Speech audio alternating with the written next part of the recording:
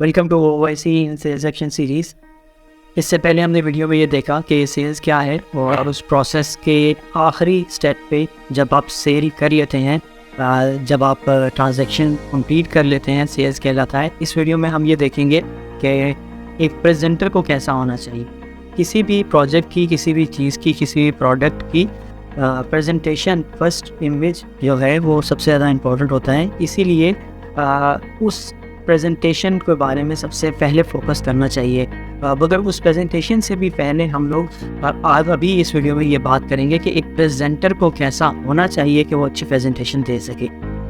Unfortunately हमारे sales persons को ये आदत होती है कि वो कम टाइम के अंदर, लिमिटेड टाइम के अंदर बहुत ज़्यादा बोलने की आदत की वजह से सारी की सारी इन्फॉर्मेशन शेयर करना चाहते हैं।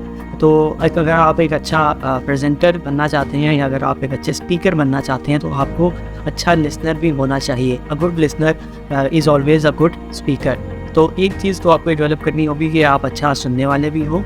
अगर आप अच्छा सुनने वाले होंगे तो डेफिनेटली आप अच्छा बोलने वाले भी होंगे और अपने प्रोडक्ट को अच्छा एक्सप्लेन भी कर सकेंगे। The second thing is non verbal communication. एक अच्छा प्रेजेंटर होने के हैसियत से आपको अपनी नॉन वर्बल कम्युनिकेशन के ऊपर भी फोकस करना बहुत ज़रूरी है।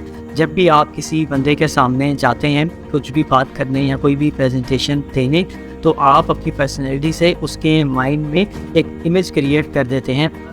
इससे पहले कि आप कुछ बोलें, उसके माइंड में आपके बारे में एक रफ सा एक स्केच और रफ सा एक आइडिया डेवलप हो जाता है। वो आइडिया कैसे डेवलप होता है? वो आपके पर्सनैलिटी से, वो आपके चलने के अंदाज से, वो आपके एक्सप्रेशन से, वो आपके जेस्चर से, वो आपके खड़े होने या बैठने के प्रोसेस से। आपको इस चीज़ के ऊपर भी, नॉन वर्बल कम्युनिकेशन के ऊपर भी बहुत ज़्यादा फोकस करने की ज़रूरत है एक अच्छा प्रेजेंटर होने के लिए।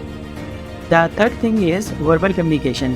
जैसा कि आपको पता है कि आपने एक अच्छा सुनने वाले भी हो गए, आप एक अच्छा नॉन वर्बल कम्युनिकेटर भी हो गए। The third thing is verbal communicator. अब आपने अपने अल्फाज के जादू से उस बंदे को इम्प्रेस करना है।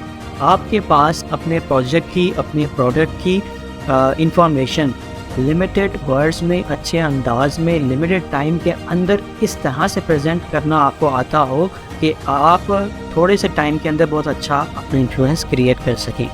लिमिटेड वर्ड्स को यूज़ करते हुए आप उसके ऊपर उस बंदे के माइंड में एक अच्छा इमेज अपने प्रोडक्ट का क्रिएट कर दें।